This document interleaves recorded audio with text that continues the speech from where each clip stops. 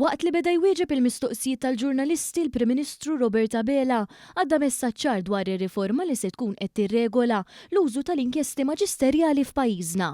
Għaliex ma hemm ebda ħsieb illi l-inkjesta maġisterjali tal-privat tiġi eliminata, iżda se nkunu qegħdin nirresponsabbilizzaw l-użu tagħha l-ewwel biex nipproteġu l-ġudikatura. Il-maġistratura minn dak li jien informat ma hija kuntenta xejn illi qiegħda tintuża bħala ballun politiku. It-tieni biex nipproteġu lill-poplu Awċi u Malti minn attakki illi jsiru unikament bħala retribuzzjoni, bħala tpattija. Hawnhekk il-Prim Ministru semma partikolarment il-każ tal-Maġistrat Nadine Lija li sfata attakkata mill-President Onorarju tal-Aqda Repubblika Robert Aquilina wara li din ordnat investigazzjoni dwaru.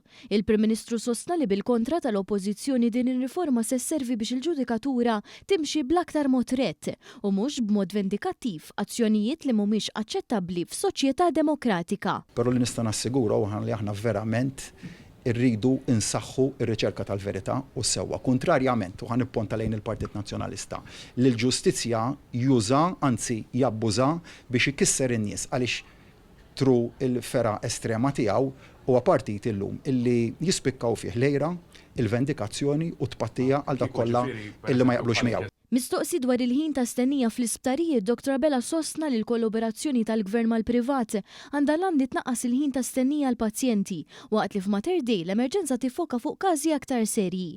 Fl-aħħar aċċenna li l-priorità ewlenija f'dan il-qasam hi l-pazjenti. Priorità għandha tkun il-pazjent, l-għan tiegħi huwa illi noperaw kemm nifilħu ta' malajr pazjenti nutilizzaw ir-riżorsi kollha tal-Gvern kif ukoll dawk tal-privat sabiex għandna l-infrastruttura biżżejjed medika fil-pajjiż biex li hija meħtieġa biex dik il-waiting list inqaċtuha f'temp relattivament qasir u naħseb illi bi-sforz u bil-bon sens nistgħu naslu fi ftehim mat-tobba wkoll u wieħed isib il-soluzzjonijiet. Sadan it-tant dwar l-aħbar li rata tal-għoli tal-ħajja niżlet tal 1.8% f'Diċembru li għadda, il-Prim Ministru Robert Abela sostna li dan intlaħa għax dan il-Gvern bil-kontra ta' pajjiżi oħrajn żamm il-prezzijiet tal-enerġija stabbli minkejja li l-Oppożizzjoni dejjem u baqgħet tiddubita fil-ħidma li qed issir. Nissuperaw dak it-target u superajnih qabel ħsibna. Qabel ħsibna iżda ma qadniex ċassi. Jiġifieri fil-waqt li pajjiżi oħra adottaw l-istrateġija illi ħalli suq isuq mbagħad eventwalment l-inflazzjoni tikkontrolla lilha nfusha. Aħna f'pajjiżna ħadna approach totalment bil-kontra. U għalhekk ngħid li 2025 se tkun sena li hija pożittiva u tajba ħafna l-poplu Malta. L-ikbar qarsa li kienet qed timpatta l-familji tagħna kienet l-inflazzjoni.